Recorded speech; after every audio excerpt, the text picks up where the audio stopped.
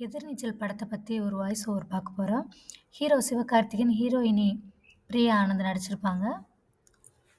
சிவகார்த்திகேயனுக்கு ஏற்கனவே மாடியில ஒரு பொண்ணோட ஒரு சைட்டிங் இருக்கும். அடிக்கடி அந்த பொண்ணு அவர பார்த்து பார்த்து சிரிச்சுக்கிட்டே இருக்கும். இவன் என்ன செஞ்சுட்டான், அந்த பொண்ணு நம்மள லவ் பண்ணுது அப்படின்னு நெனச்சிருப்பான். கடைசியில பார்த்தா, கொஞ்ச நாளுக்கு அப்புறம் திடீர்னு அந்த புள்ள குடும்பத்தோட வீட்ட விட்டு போயிருவாய்ங்க. அந்த வெக்ஸ்ல சார் கொஞ்ச நாள் இருப்பாரு. அதுக்கப்புறம் வேலைக்கெல்லாம் போய் செட்டில் ஆயிருவாரு.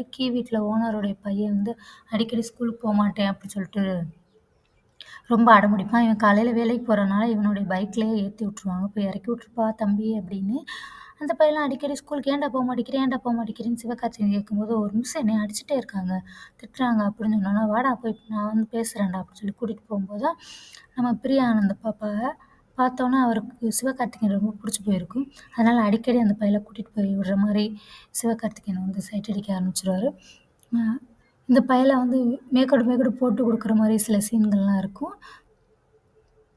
அதுக்கப்புறம் சிவகார்த்திகேயன் மாரத்தான் ஓடணும்னு ரொம்ப ஆசையா இருக்கும். அவருடைய பழைய வாத்தியார் ஒருத்தர் அவர போய் மீட் பண்ணுவாரு. மீட் பண்ணும்போது அவர் சொல்றாரு, "என்னால முடியாது." ஏன்னா அவருடைய கால் இழந்திருப்பாரு. அதனால என்கிட்ட ஒரு ஸ்டூடண்ட் இருந்துச்சு. ஆனா, என்ன கேட்டாலும் அந்த புள்ள ஒத்துக்கிறாது. "உன்னால முடிஞ்சுச்சுன்னா செய்யி" அப்படின்னு சொல்லிட்டு, சிவகார்த்திகேயன் போய் நேர்ல போய், அது யாரு நந்திதாட்ட அடிக்கடி போய் பேசி பேசி, "நீங்க தான் எனக்கு சொல்லிக் குடுக்கணும். நீங்க தான் என்னைய ட்ரெயின் பண்ணணும்" அப்படின்னு நெறைய தடவ சொல்லி பார்த்துருப்பா. அவ ஒத்துக்கிற மாட்டா. அதுக்கப்புறம் அவருடைய ஆசிரியர் சொன்னனால சரின்னு சொல்லிட்டு, "உங்களுக்காக நான் பண்றேன்" அப்படின்னு சொல்லிட்டு பண்ணுவா. ஆனா சிவகார்த்திகேயன் அடிக்கடி கேட்பான், "ஏன் என்ன பிரச்சனை? என்னாச்சு? ஏன் இப்படி பேச மாட்டேங்கிறீங்க? நீங்க யாரு? உங்கள பத்தின டீட்டெயில்லாம்" கேட்கும்போது, "உன் வேலைய பாரு. நீ எந்த வேலையா வந்தியோ நீ அத மட்டும் தான் பார்க்கணும்" அப்படின்னு சொல்லிட்டு நந்திதா சொல்லிருவா. சிவகார்த்திகேயன் என்ன செய்வாரு, நந்திதா பத்தின ஃபுல் டீட்டெயில் கலெக்ட் பண்ணிருவாரு.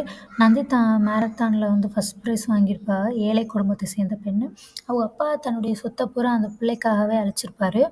கடைசியில ஓடி ஃபர்ஸ்ட் பிரைஸ் வாங்குனதுக்கப்புறம், பெரிய பணக்காரவள் என்ன செய்வா, அவங்களுடைய பிள்ளைகளுக்கு வரல, ஃபர்ஸ்ட் ப்ரைஸ் ஆகலைன்னு சொல்லிட்டு, இவன் மேல என்ன செய்ய ஏன்னா ஏழை தானே ஒண்ணும் பண்ண முடியாது அப்படிங்கிறதுக்காக, ட்ரக்ஸ் யூஸ் பண்ணி தான் ஃபர்ஸ்ட்ல வந்திருக்கா அப்படிங்கிற மாரி சொல்லிருவாங்க. பிளட் டெஸ்ட் ரிப்போர்ட்ல வந்துருச்சு அப்படி இப்படின்னு சொல்லிட்டு காச குடுத்து போய் ரிப்போர்ட் ஒண்ணு கலெக்ட் பண்ணிடுவா. அதனால அந்த வெக்ஸ்ல என்ன செய்வா, நந்திதாவுடைய அப்பா தற்கொலை பண்ணிக்கிருவாரு. அத நான் தன்னால தான் தன்னுடைய அப்பாவுக்கு இப்படி ஆயிருச்சு, இந்த நிலைமை ஆயிருச்சுன்னு சொல்லிட்டு, அவளுக்கும் எல்லாத்துலயும் நம்பிக்கை போயிரும். அதனால தன்னந்தனியாவே வீட்ல இருந்தே சின்ன சின்ன வேலைகள் செஞ்சு அவ பொழப்பு ஓடிட்டுருக்கு. அதுக்கப்புறம் தான் நம்ம சிவகார்த்திகேயன சந்திச்சு, அவருக்கு ட்ரெயின் பண்ண ஆரம்பிப்பா. அதனால சிவகார்த்திகேயன் ஒரு முடிவு எடுப்பாரு. நம்ம ஜெயிச்சா தான் அவங்கள பத்தின விஷயத்த நம்ம மேடையில சொல்ல முடியும் அப்படின்னு சொல்லிட்டு, அதே மாரி சிவகார்த்திகேயன் ரொம்ப கஷ்டப்பட்டு மாரத்தான்ல ஃபர்ஸ்ட்டா வந்துருவாரு. வந்ததுக்கப்புறம் ம் அவர பத்தி பேசாம நந்திதா பத்தி தான் பேசுவாரு.